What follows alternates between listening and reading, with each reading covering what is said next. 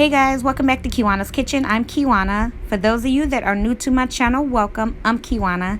In today's video, I'm going to share with you all on how I make my mini homemade, delicious and moist pineapple upside down pound cakes.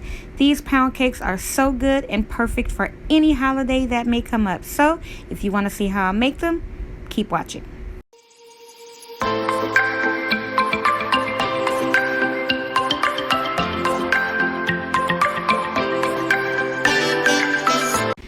Alright guys, in my bowl here I have a total of 3 sticks of butter that I did bring to room temperature. I had it sent out.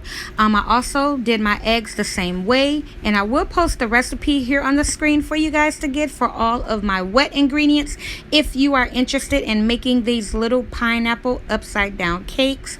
Now I went in with 1 cup of sugar. We're going to need 3, okay? You want to add in 1 cup at a time. We are not making no box cake mix here. Making homemade cakes is a process. I was going to say whole cakes, but homemade cakes is a process, guys. You want to gradually add in your ingredients, okay? So now I'm going in with that last cup of sugar, and we want to go ahead and give that a good mix until it is well combined with the butter, the eggs, and the other 2 cups of sugar. So now I'm going to add in 1.5 dollops of sour cream, and what this is going to do is going to make your cake so moist, okay? It's going to make, oh my goodness. Sometimes I use sour cream and buttermilk. They both pretty much do the same thing, okay? You don't have to do that, but that's just what I like to do. But again, guys, it gives you a very nice moist cake. So I did add in 1 teaspoon of vanilla extract, and now I'm adding in half of this box of vanilla pudding.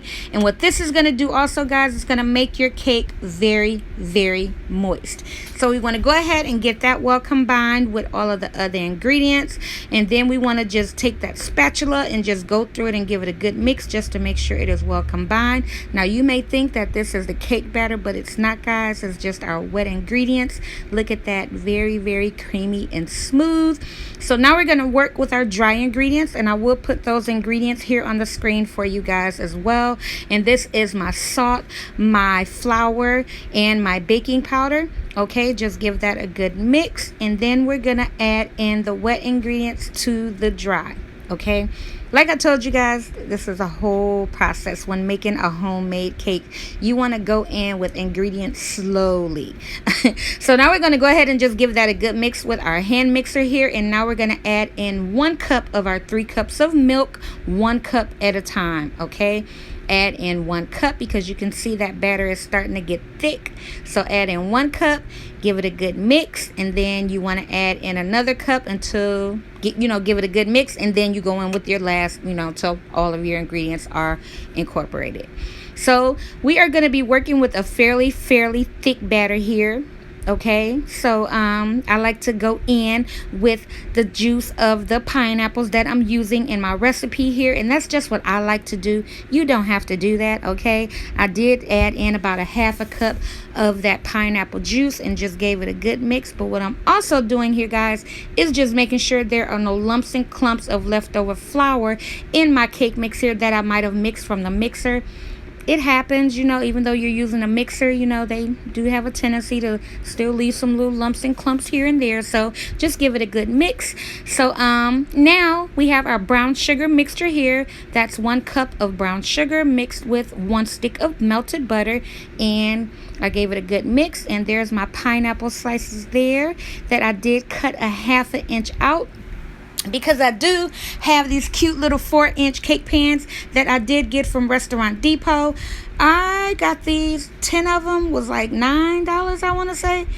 Because I've been a member so long of Restaurant Depot, I get a lot of deals here and there that they email me, and yeah, I get a lot of little deals, and yeah, I got all 10 of these pans. I want to say like $9, but I'm pretty sure if you check on Amazon, Amazon got everything, okay? So if you want to check on Amazon, please check there if you are interested in making these little cute mini cakes. But do you guys see how my pineapples just kind of fit right into the little pans there. I just cut that little 1/2 inch out and they fit perfectly. So now I'm adding in my maraschino cherries. And guys, I do have my oven set to 350. I've been having it preheating for a while now. So we're going to bake these for about 45 minutes. And you definitely want to watch these, guys.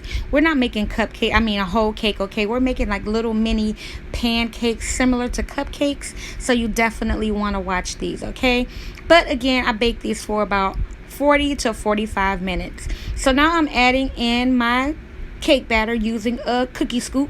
Okay, I'm going in with 2 dollops into each pan, and that was perfect for that size cookie scoop. Okay, and it was perfect.